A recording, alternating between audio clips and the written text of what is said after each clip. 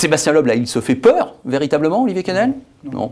Il a vu qu'il arrivait avec 40 bornes de trop, mais il y a le mur de neige qui est là. Il savait que le mur de neige était costaud, et il s'est appuyé dessus. C'est vrai qu'il s'est appuyé dessus de façon un peu plus forte que d'habitude. Oui. Ça a remis la voiture dans l'axe, et puis voilà, il a continué. Mais à partir de là, Seb a vraiment compris que... C'est quand même un moment symbolique. Oui, on peut considérer que c'est à partir de là que Seb a considéré qu'il n'y arriverait pas et qu'il rendait la main. Dimanche matin, vous lui avez dit de tout donner pour aller chercher Ravonen, ou déjà vous lui avez dit bon? Ah non, Seb, de toute façon, il n'y a pas grand-chose à lui dire. Et qui plus est, très clairement, on roule pour gagner. Donc tant qu'on sent que c'est possible, on y va. Là, très honnêtement, on savait qu'on n'y arriverait pas. Pour une raison simple, c'est que pour des raisons qu'il faut analyser aujourd'hui et qu'il faut qu'on comprenne de notre côté, on consommait plus les clous que les Ford. Voilà. Ouais. Et ça, faut en parler. Parce donc, que... la victoire s'est jouée là-dessus. Si on a moins de clous que la Ford, il a beau s'appeler Seb, on n'y arrivera pas. Voilà, ça, ce sont les spéciales du samedi après-midi où Sébastien Loeb abandonne un paquet de secondes. Déjà la veille, il y a eu une petite alerte quand même dans le deuxième passage de la première journée. Et dans la deuxième journée, alors là, il y a carrément des poignées de secondes. Non, mais là, c'est pour des raisons spécifiques, là, parce que nous, on a tenté un pari qui ne s'est pas avéré payant. On met les 9 à l'avant. C'est ça, voilà, mais en fait, plutôt qu'Irvonen. Oui. C'est-à-dire on a fait l'antépénultième, si je compte la dernière super spéciale comme étant la dernière. On a gardé les pneus à clous usés, partant du principe qu'elle était très rapide et très large, et que Seb a largement les moyens de la mettre en dérive, mettre sa voiture en dérive et de s'appuyer. Et là-dessus, il excelle. Donc on est parti du principe que dans cette spéciale, il ramasserait, enfin pour utiliser le terme, donc il a... Ce qui a été le cas, mais il a sauvé les meubles puisqu'il ne prend que 7 secondes et quelques. J'ai plus les temps exactement en tête, mais c'est autour de 7. Dans la 15e, oui, c'est 8-2. Bon, voilà, dans la 15e, oui. C'est là où il perd le rallye, quand même. C'est là où il non, là, on ne perd rien du tout. Là, c'était prévu, là. Là, c'était prévu. Donc après, on met des pneus à clous, deux pneus à clous tout neufs, qu'on avait gardés sciemment dans le coffre, sachant que la Ford, elle, repartait avec des pneus usés. Et là, on s'est dit, cette spéciale qui plus est elle fait 4 km de plus.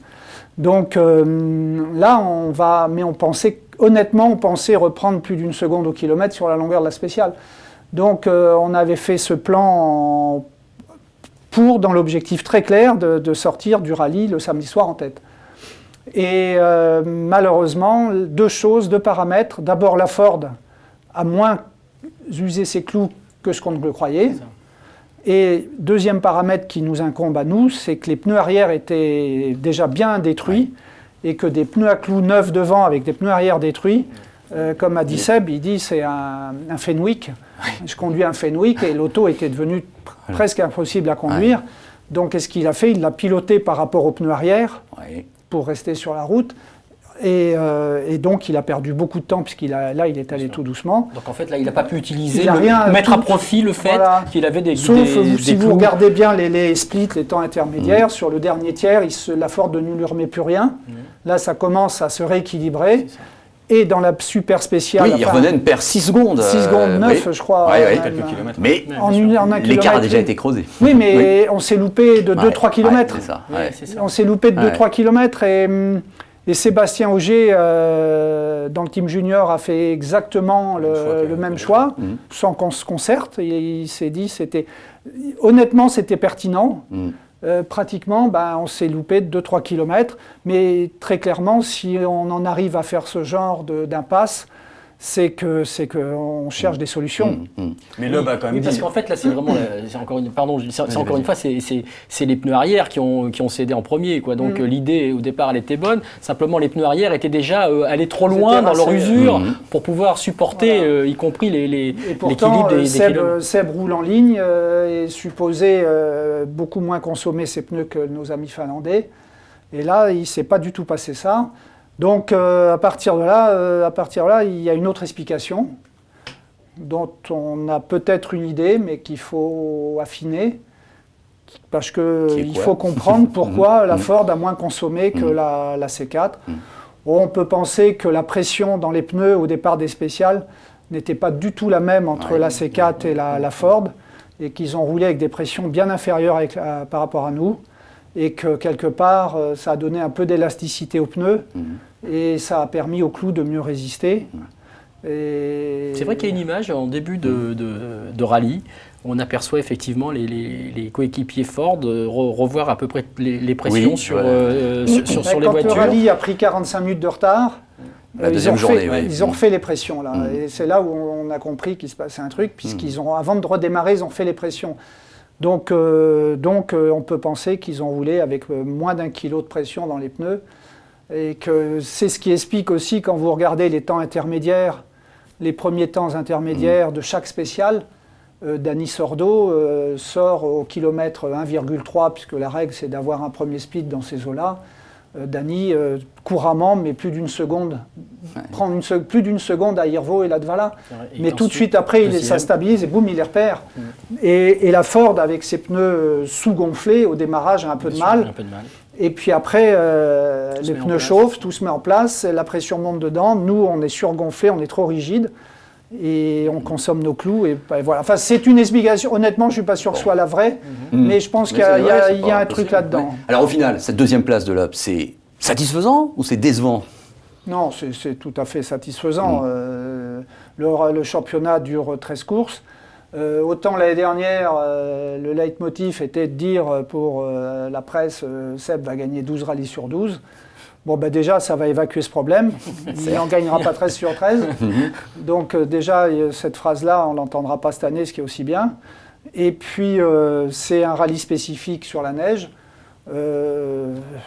En 20 ans, il n'y en a qu'un non scandinave qui gagne, c'est Loeb, et encore, il avait été un peu chanceux.